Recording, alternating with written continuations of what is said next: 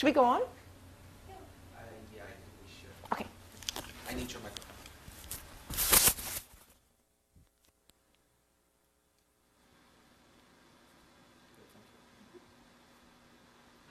Okay, well, welcome everybody, and thanks for coming. I know most of you. For those of you who don't know me, I don't know you obviously. My name is Danny Dilks, and I'm a postdoc with Nancy Kanwisher. And one of the things that I am interested in is face recognition, and in particular, the development of face recognition. So as Nancy has nicely shown us, that in the adult, there is clearly a dedicated piece of the brain that's responsible for face recognition.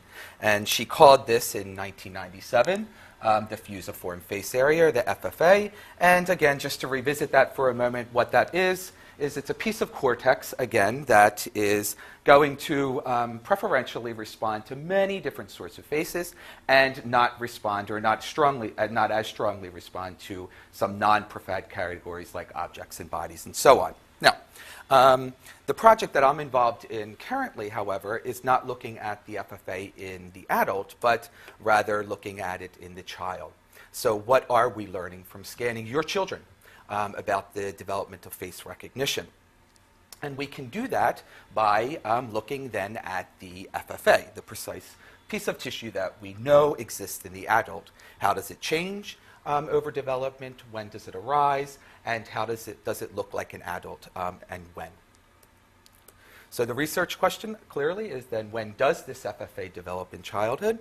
And before answering this question, FFA, like I said before, is clearly a dedicated piece of tissue in the brain, and I've got to be able to scan your kids. And so there's a much bigger challenge in this question, and that is just simply, how in the world am I going to scan your kids? Your 5- and 6-year-olds in particular. This is the youngest I've gone thus far. I've done one 3.5, and it's pretty successful, but not nearly as successful as the 5 and 6. But how in the world am I going to do that? So half of this talk is just going to be telling you how we did this, and then trying to show you some really beautiful preliminary data and give you a feel for what we are learning about the development of face recognition. Okay, now, there are a couple of challenges in precisely this. How in the world am I going to do that? And the first thing is that when you're in the scanner, it is crucial for one to lie still for an adult's typically 2 hours, so you accumulate enough data, because Nancy had shown you that time course and they're extremely noisy.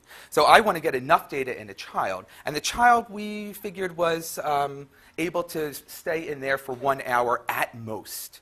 So we really are trying to get the child in there for 1 hour and to lie absolutely still. There. Lie absolutely still. Your parents, you know this is nearly impossible, I think. Okay? Now, the next thing is often when we tell the child to lie absolutely still, and you'll see how we do this, one way is to say, act like a statue. When you ask a child to act like a statue, they stiffen up like this, right? And they're very tense, and there's some movement, and we don't want movement in the scanner at the same time, so we ask the child to relax. Again, your parents, and you know that this is probably not so easy. And the third, probably most difficult, is to have this kid in that scanner for 1 hour while being relaxed and paying attention. Now, how in the world did we do this? So we believe we met the challenges, and I'll show you data to prove that we've met these challenges in the following way. So the first thing that we had done is Ellen, and I think you all know Ellen quite well, made this gorgeous book that she sends home prior to the visit. And in this book, she introduces the child to us.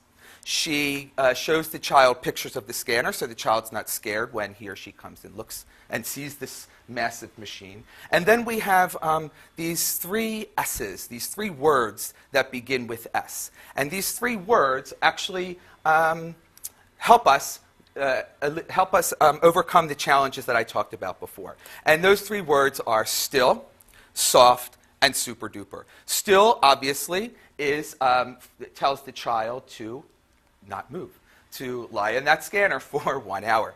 Soft is for them to relax. So we don't want this to be an unpleasant experience for the child. We want it to be very, very pleasurable, and we want he or she to stay in the scanner. So we want the child to relax. And super duper means that they need to do a super duper job. So this is they're going to be paying attention. So these words are taught to them in this book. When they come here to visit us, I go over these words over and over and over and over with the child, so they get the 3 S's, and we cross our fingers at that point.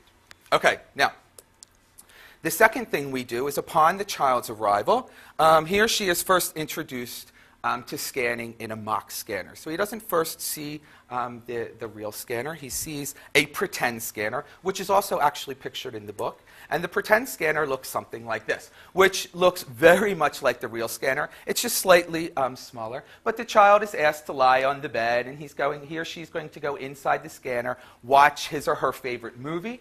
And there's also noise pumped into this real scanner to mimic the mock scanner, to mimic the noise of the real scanner. So we're trying to just make the environment nearly identical to that of the real scanner, so there's no surprises once that child is in the real scanner. And to give you just a closer picture here, here's a little child in here, and he's watching his movie. Here's the mirror. It's back projected on that mirror. Now, how in the world do we get these kids to stay still? Here's how. If you see this little plastic arm here, there's a camera attached to that. And you see a little sticker on this little boy's head here. This is a motion detection camera. If that head moves, that means the sticker goes out of the frame of the camera, and his favorite movie shuts off. It's incredibly effective. Try it at home. Yep. Okay, so at any rate, it takes only about 10 to 20 minutes of this so-called training for this child to realize what it means to literally stay the first S word still. Okay, now, Nancy had alluded to this next. So we've now got them still. We need them to stay in there and pay lots of attention. And the way that we're going to do this is by presenting them some engaging stimuli. And these are movies that Rebecca and the cinematographer Anna Wexler had made for us. And let me just show you what we call this dynamic localizer and why we think it's more engaging, not only for children, but for adults as well. So they see close-up pictures of faces, and recall I'm interested in the face recognition system. So showing faces obviously is crucial. We have body parts as well. Nancy had talked about there being a body region. We have objects, toys in particular.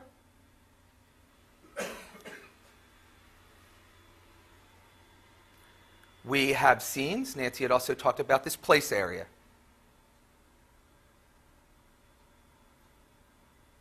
And then finally, these weird-looking scrambled things. And the kids like this, but they're actually used as contrasts. And I can describe to you what that means later on. Okay, now, the child, well, he or she is in the scanner or watching these movies, and the real scanner looks like this. So it doesn't look terribly different than the mock scanner. So the child, again, is not afraid to go into the magnet. And here is one going in and one coming out, and look how pleasant he looks. Doesn't he look pleasant? Right there. Okay, now, and the last point then, the way that we met these challenges, scanning your children for 1 hour, is we designed this new fancy coil made just for your children, made for children 5 and 6 years old. We now have another one made for children 7 and 8, and so on. And let me just show you a picture of that and tell you why it's important. Okay, so what we have here is the head coil. So this is where we actually are getting the signal from the brain, of course. That's inside the scanner. You actually saw the child inside that with the mirror from which he or she watches the movie. This was a model of, I think, an average of 100 kids between 5 and 6, so that's the average head size. And you can see that the people that made this coil molded it perfectly to fit the child's head. So this does a number of things, and why it's important here. First, the closer you can imagine, the closer the coil is to the head, the better signal you're getting. So that's just from a data perspective. This is wonderful. However, what it also does, it fits so snugly and so nicely and so perfectly in your child's head that he or she they really can't move a whole lot, and this is perfect for having them lie still. Yeah? So it's very comfortable nonetheless. Okay, now, the kids love it. They really do, and it's really a pleasure to work with your kids. And let me just give you, I couldn't resist putting this in here. This is a phone call that we got from a child who wanted to participate in this study but wasn't able to. Many of you actually, I've scanned one of your children and maybe another one has been here, and they say, I want to do this, and then we call them back. So there's lots of excitement even in the children that can't go in. Of course, Sean, right? So here's just some of the excitement, yeah? I'm sorry, but I live in the UK. Is there any way that I could help? Because I get involved because I live in the UK. No way I can, but I really want to. Thank you. Please can you get involved? Thank you. Bye. They love it, right? Okay, so this was a phone call that Ellen had gotten from this little child in the UK. I think she was actually at the museum and heard about this study, and at the MIT museum, heard about the study. When she went home, she then made this call, hoping that perhaps we'll fly her over something, and we just might, I don't know. Okay, but at any rate, the kids really enjoy this, and it's really a nice experience for them. So now that we've met these challenges and we're able to scan children as young as 5 years old, let me just show you some preliminary data and return back to our research question is, again, Nancy talked about us having, the adults having this FFA, and what we don't know is precisely when that FFA develops in childhood.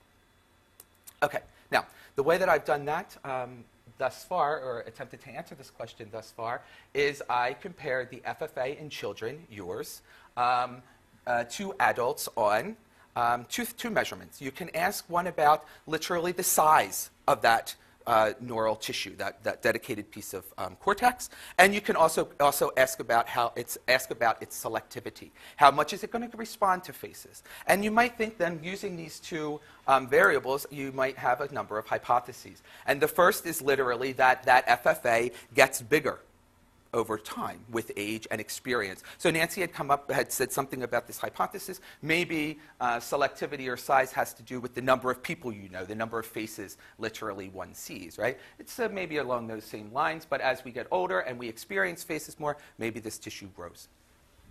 Okay, another hypothesis is that maybe this area gets more selective with age and experience. So almost like a fine-tuning kind of argument, right? Which is certainly possible. And then finally, maybe the FFA is in fact the same as it is in the adult. There is the genetic evidence that Nancy had shown us to suggest certainly that maybe this is something that's hardwired, and maybe it's hardwired and looks like an adult very early on. Okay? So these are the three hypotheses for which I'm trying to tear apart. And the way that I'm doing that thus far is I've looked at 8 children in particular and 8 adults while they watched our movie, the movie that you had seen, 4 times. And this is an incredible amount of data to actually get on a young child. Okay, now, before we ask whether it looks like an adult, we better find out whether this 5- and 6-year-olds even have one. And I can tell you that, in fact, all 8 children that I've scanned thus far exhibit a clear FFA. And I don't only just have to assert that or tell you that, I'm going to give you some examples of that. So we have here let me show you first how it looks in an adult. So as expected, like Nancy had shown us, here is in one adult, and we can see the right. So in my data, the hemispheres are flipped as well. Yeah? So you see here a beautiful FFA, exactly what it looked like in Nancy's data. A beautiful FFA in the right hemisphere, and one a little more puny in the left, but this is typical as well, and one adult. And in the second adult of the 8, of course, we see also right and left FFA. Very nice. Again, not or absolutely expected. Okay, so what is going to happen in a 5- and 6-year-old child? Well, what happens, like I told you before, is they all exhibit it. And here you see a very nice, clear FFA in this child, and this child happens to be 5.5 years old. In the left, a puny one in the right, and another example, another child, again, with the left and right FFAs. Okay? So now they have it. And now we can go on and we can ask, well, how does it compare then to yours in size and selectivity? And with respect to size, these are just example brains. This is not the size of this particular person is what I'm going to give you. I'm going to give you an average number. So one thing that we can do with respect to size is these images. You can imagine like 3D pixels. That's what these images are made up. And these are called voxels. So you can go within that particular region and literally count how many voxels are in it. And that's going to give you a measurement of size, or at least one measurement of size. Now, in the adult, in the right FFA, on average, over these 8 people, they have 18 voxels within this region. And in the child, they have 29 voxels. So it's certainly not getting bigger over time.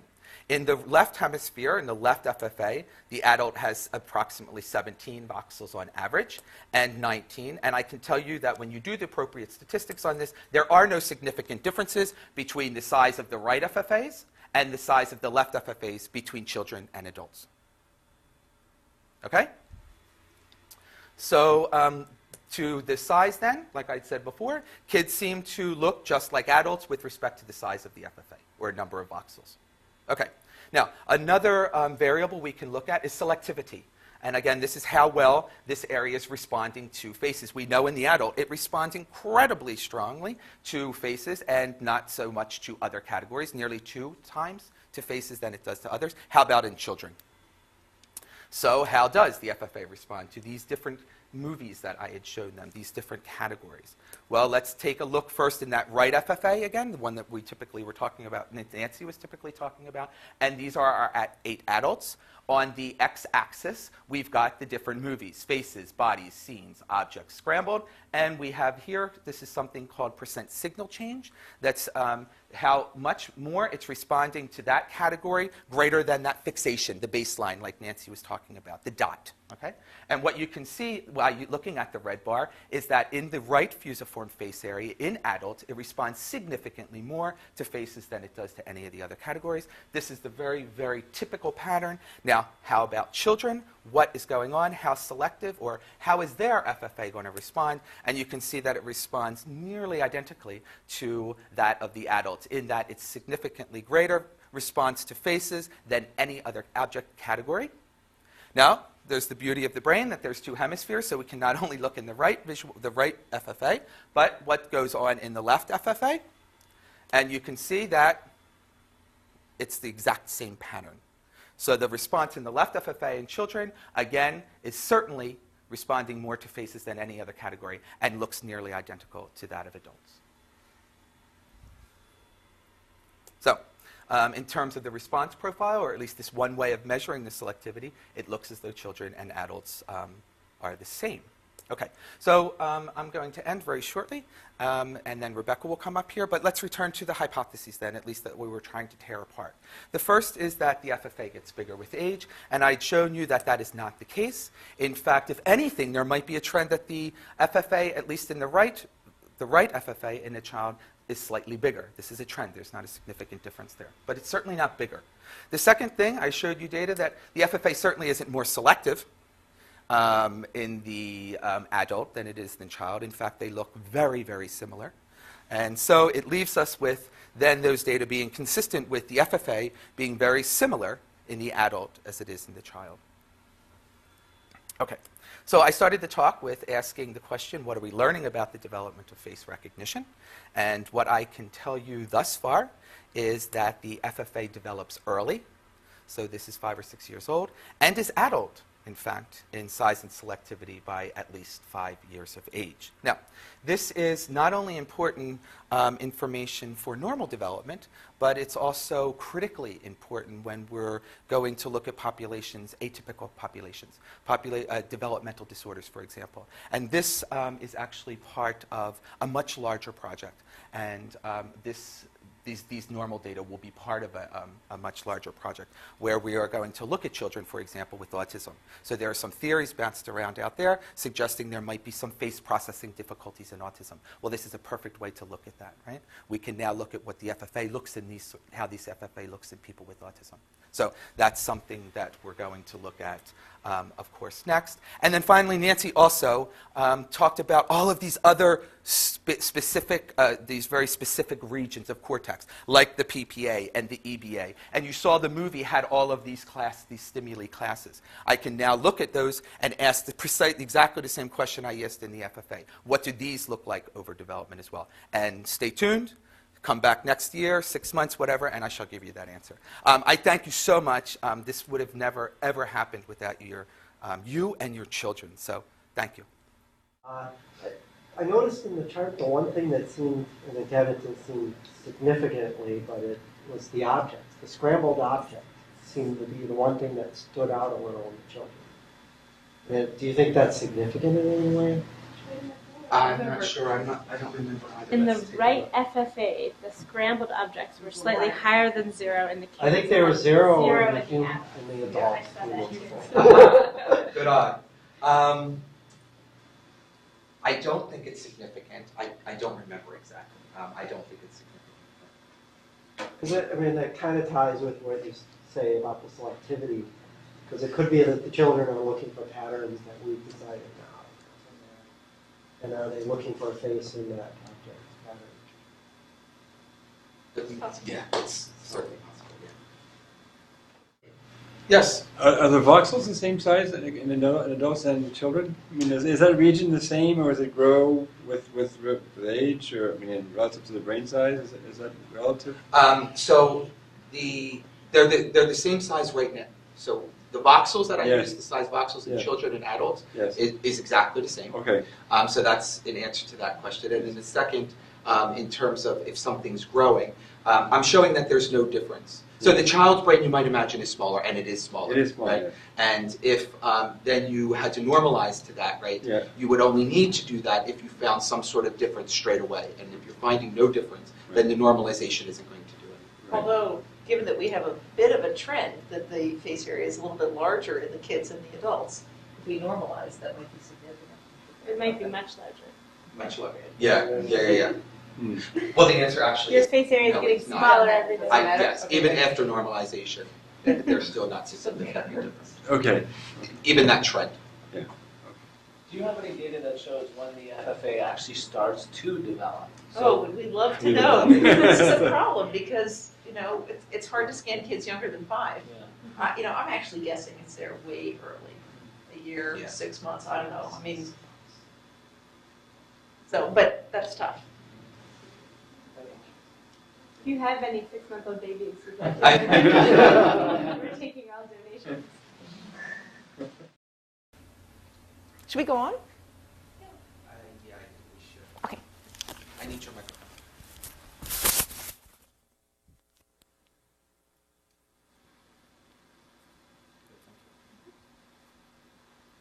Okay, well, welcome everybody, and thanks for coming. I know most of you. For those of you who don't know me, I don't know you obviously. My name is Danny Dilks, and I'm a postdoc with Nancy Kanwisher. And one of the things that I am interested in is face recognition, and in particular, the development of face recognition. So as Nancy has nicely shown us, that in the rather looking at it in the child. So what are we learning from scanning your children about the development of face recognition?